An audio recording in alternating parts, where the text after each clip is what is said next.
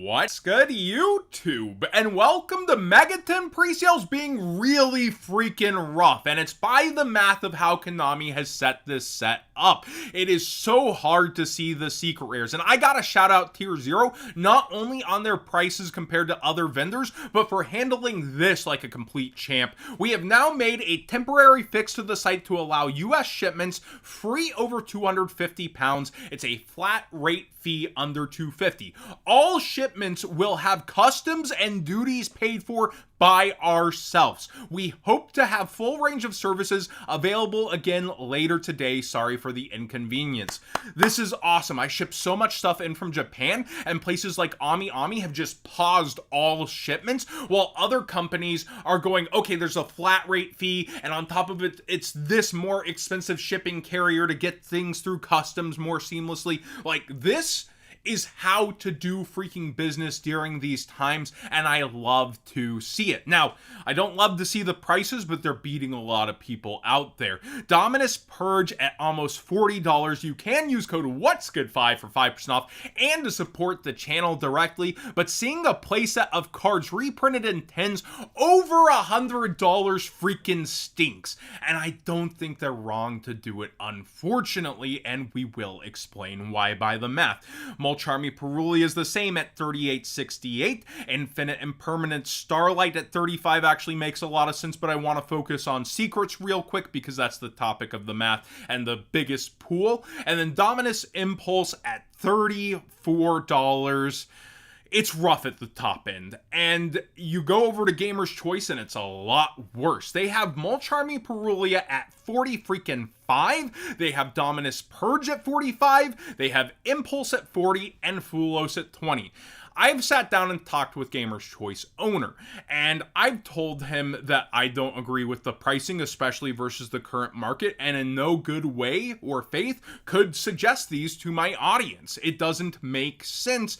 And he pointed out versus last year's ratios, a lot of things immediately went up, and the only coolant offered was Bonanza, which we don't have any kind of rarity collection slated at this point in time. If it happens, would probably happen towards spring if we do get some Starlight edition. But like Perulia, you can go out and get the secret rare right now for only a couple more dollars, and it's the OG one, and it's where the Ultra is a little under. Now, you do have to pay sales tax over here, and so with the discount code, this ends up still being just a hair cheaper versus the market. But I do think there will be a scramble day one for Perulia, and he's not necessarily wrong on pricing it this way. I still, if I was running a business similar to this, would do a shorter allocation of my pulls at a lesser price similar to Tier 0, and then hold the rest for my business like TCG Player and other places. Even if you have a ton of people going, oh, I wanted to buy this so bad, oh, are you going to restock, etc., I would just do on my one stock and say, that's what I've got. I don't know what short prints are going to be, which he doesn't and has to take into consideration. I don't know what's going to happen with ratios, and this is what I'm comfortable putting out. That's how I would personally have approached the business, and Tier 0 solidly seems to be approaching it that way. Now, there's still deals to be had over at Gamer's Choice. They have Chaos Sorcerer, I think, at $3, where Tier 0 has $8. The competition's still there. There's different takes on how the business is going to go, but I do want to go through by the math why it is that way on their reasoning. I don't disagree that it's going to happen either. Like, okay, so Perulia's fall off was huge, right? And I told you all I would be selling them while they were at their high point before the WCQ ends or very shortly after, and the drop off was monumental. But you see it starts to even hold and starts to kind of level off here in anticipation, even with the reprint coming. And so Dominus Purge has this meteoric fall off in its graph. You see this one has already leveled off for some time with Impulse. And then Rarity Collection, this is what Fulos really is in the format after a drop-off again from reprint announcements. So I do think there's a lot of bounce back that's going to happen. When we had these 10s release, the 25th anniversary 10s, they have extremely similar ratios. And what happened initially with their staples, look, they actually hung in and then rose up in price until they were announced to be reprinted. Same with SP Little Knight. It hung in there, really, really high. And these aren't like 3-ofs. You play 2 or 1 SP. You do play 3 to 2 depending thrust. I think it's usually 2. And then Chaos Angel, it starts out that way, rising up into its actual release. It cools off, it picks up play. So it also ended up rising versus initial anticipation of prices for 10s. And I do think this is, because of Konami's math, how things are going to end up. So let's actually break down the math real quick on why vendors are pricing this way. Used to, it was like $10.80 on the hookup price when you're mass ordering 10s. I assume it to be around 12.8 with the rise in MSRP. Let me know if it's more or less. I'm talking about the vendors ordering by hundreds of cases. I would expect this kind of price. Could be a little less, could be a little more. So a case of 10s is going to end up being 10, and so we're going to see 128, or is it 12 in a case? It's been a while. I think it's 12. So let's go by 12. And it's 153. So we have to open 9. Yeah, it should be 12. We have to open 9 total cases in order to see, because it's 8.33 repeating, a playset of any non-shorted secret rare. So we're in 9 cases of 10s here because we have to get through 8 cases and 4 10s to mathematically average out a playset of, say, Perulia, etc. So you can adjust this number in your head to be like 1290 or something like that if you're going by every single 10, and assuming it's not short printed by Konami. Don't you love saying that phrase? So when it comes down to this, the math is terrible to see these staples, and when you start to add up playset, what actual dent does it make into this price that the vendors are paying, versus having to also hope that then the Starlights turn out to have value after a lot of the collector markets dipped on them. I do think things like staples will continue to have some sort of value, but it is rough to try to predict profit out of the 10s, and so he's trying to play the market, which Gamer's Choice, to be fair, is one of the largest sellers on TCG Player. They have ways to sell outside of this, but Tier 0 primarily does feel like their bread and butter is pre-sales, so they're much more competitively edged here, and it's where I would be making a lot of my purchases on the higher end of the set. If you believe Gamer's Choice theory on things going up or staying around there, these prices are ones to eat up. And versus the current market, I think stuff like Perulia may unfortunately be towards its lowest price the opening weekend, and so many people, the demand is going to slam into these play sets for around 100, and I don't think necessarily it's going to be a great look for the 10s being coolants on prices. A lot of people on Twitter have predicted this one, and for once, I do think Twitter is unfortunately right, and we're going to see record prices in 10s, considering how things were going on cards like this in the 30s, in the 40s. It's Perulia versus SP. I think that we're going to see similar pricing, unfortunately. I think Gamer's Choice, even if the business sense isn't how I would handle it, the monetary sense, unfortunately, does make sense. Again, I always put the audience first. I would not be buying here.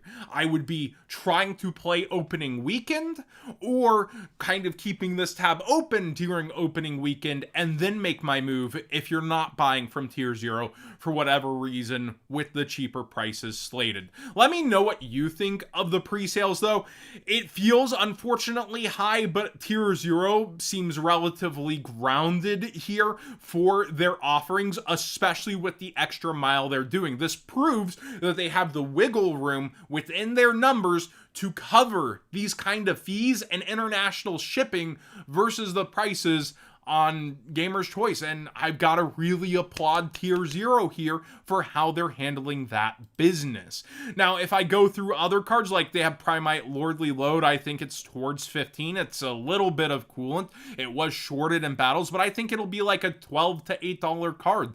Regeki Alter Art is like $10 on, I think, both of their pre-sales, and Starlight Rare, it's a rarity upgrade. People are gladly spending 10 now, but keep in mind, The Starlight pool is actually easier to get stuff from because they're as populated as the Prismatic Secret Rares. If we're going by scarcity, Prismatic Secret Rare is actually a higher rarity than Starlight Rare. Don't you love modern Yu-Gi-Oh? But I do think as things shake out, people will pay more for the Starlight Rare and consider it higher rarity over time. So I do see why they're pricing it about the same for a Starlight pull, but it could be as cheap as like 7, 8, 6 opening weekend as a lot of different 10 prices scramble for value. But it does make sense for a pre-seller to try to line it up this way. So let's continue through pre-sales and actually look at some of the lower end. I think Black Goat Laughs is one of the best prices that both of these vendors have. Gamer's Choice is actually winning on this one at 10, and I think it's all the way up towards $30 right now on the market. So again, it's not like it's all doom and gloom. These pre-sellers still have competition. There's still big price coolant on certain cards. It's just the top end is extremely grim, and that's the cards people want the most. It's not a great place to be in. The Malice cards, relatively cheap. Ryzeal cards, relatively cheap. But they've been kind of power crept to a large degree, haven't they? And then we continue through and we get to $3 cards, etc. I believe over in the Starlight Rare zone, we see this at 35, this at 30. Then we start to see Bestials. And again, the Harpies was already falling off. I think it's towards 7 to 6 for the Altar Art on TCG. Pot of Greed Starlight Rare could be one that ends up being like a $15 to $20 card over time. I don't know how initial sales will do for it, but I do like the prospect of this card, even if it's unplayable in so many popular past formats. It's iconic, and getting an easier access rarity to it than, say, the collection that retailed, was it $135 or $160 after shipping, something like that? This just, I feel like people will want this card for their collections on a casual level, not the collectors and whales that have left, but a casual level, easy access, shiny Pot of Greed. It makes a lot of sense to me, and I think a lot of the meta players are going to end up after Chaos Sorcerer for past formats like GOAT. Gamma Seal at $5 is one that could appreciate over time. I don't know how in the current landscape it will end up on the market. I would think maybe around $250 to $3 even, but it's so loved it really could go beyond that. Monarch stuff was recently selling. I think I was selling common tenacities around this price, so crazy to see the Starlight already down that low. But Gamer's Choice, again, has reasons for you to shop through. It's just the top end. There's zero good faith, I could tell you, to buy anything in at the top end when you're looking at similar to even cheaper prices on market. But I did want to explain their reasoning and my thoughts on that. Thanks for watching today's Yu-Gi-Oh! Market Watch. Worlds was awesome. I had a great time watching it. I know I've been super doomery, so I wanted to add this at the end. It was so great to watch Worlds. It felt finally like coverage was hitting its stride, and Master Duel's actually been doing that to me for a large degree, and it's great to see who won, like teams with Nesh, like in Pack of the Finals. That was also just storybook, even if it ended on a flat note. Yeah, Maxi. But everything together with Worlds, I feel like there's part of me revived by the show. And then also, the World's pack is awful. I watched Sam open 4 boxes of that No Exodia, and it seems almost 1 per case to every other case, and I heard somebody open 2 cases without seeing one. It's rough, so maybe they're trying to create some modern collectibles to some degree, but it's hard not to be in the dumps at certain points of the market. But with lights like Tier 0 doing what they're doing, it does keep me a bit hopeful.